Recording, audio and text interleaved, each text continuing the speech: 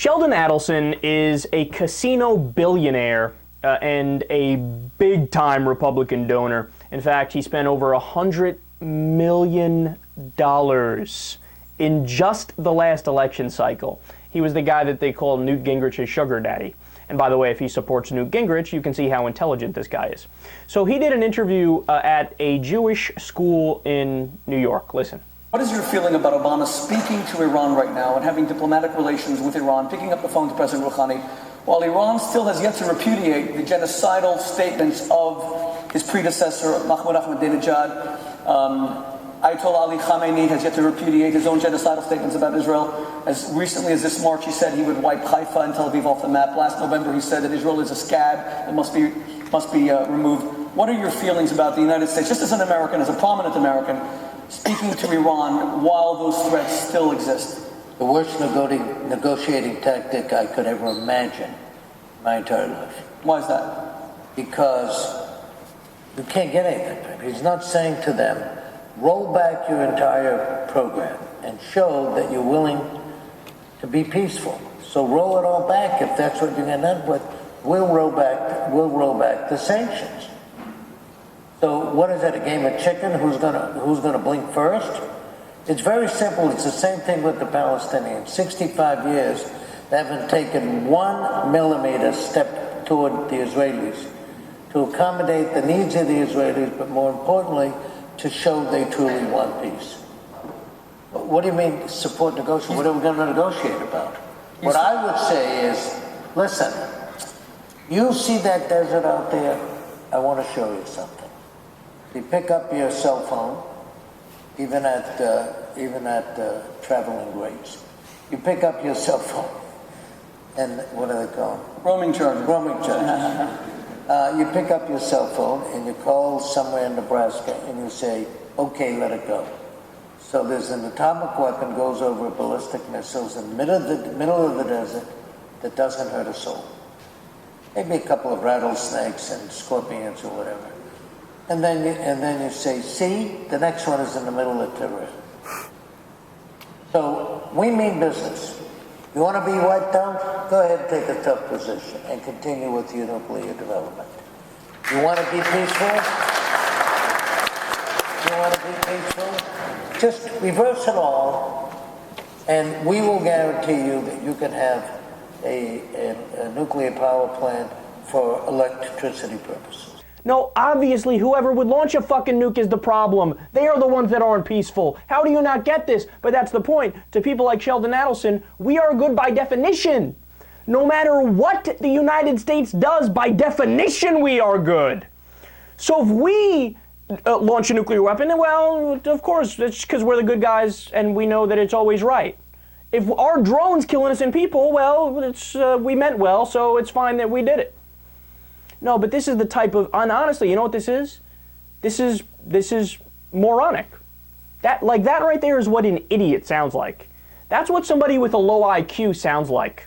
And I know, he's got billions of dollars, he has a casino, please. A casino is a place where people go to donate money to you.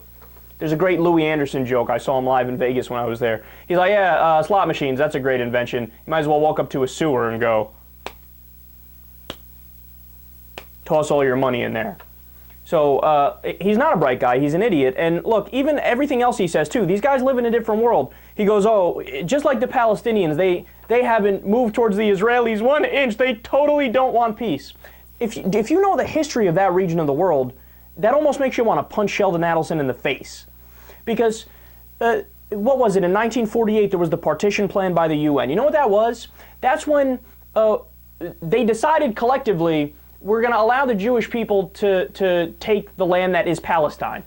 Just decided. Okay, here, you'll live there.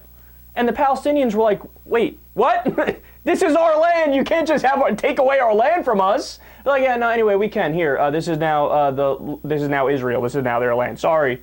And the Palestinians were like, but it's our land. You can't do that, right? And as time has gone by, the Israeli portion of the land has grown and grown and grown and grown to the point where the Palestinians have roughly 20% of the land or so.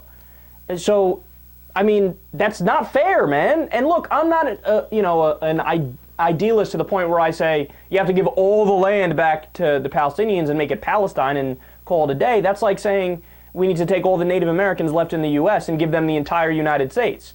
It's just not practical at this late date. But what you can and should do in the case of Israel is do a 50-50 state solution. You build a fucking big-ass wall right between and have 50-50.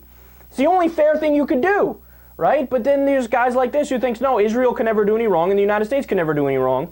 And by the way he talks, you think, oh my God, Iran must really be, they must be warmongers. They must really, like, you know, not be in favor of peace, right? If he's willing to nuke them because he thinks they're that big of a problem. Well, let's go ahead and see. What's President Rouhani's stance on nuclear weapons? He's for building them and he's for using them, right? Let's listen. We have never pursued or sought a nuclear bomb, and we are not going to do so. We are solely seeking peaceful nuclear technology. Can you say that Iran will not build a nuclear weapon under any circumstances whatsoever?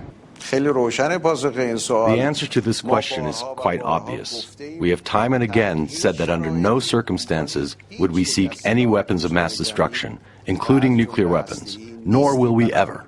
He's even kinder than I am on this issue. Look, I'm sorry, but if I was the leader of Iran, I would want nuclear weapons to make it, if there was ever a rational reason to want nuclear weapons, your fucking government got overthrown by the US at one point. Of course you wanted to protect yourself. But he's even nicer than I am on the issue. He's like, yeah, no, I don't want it. I mean, how could you find any fault in that? And look, then people respond and say, well, that's just what he's saying. That doesn't mean it's true.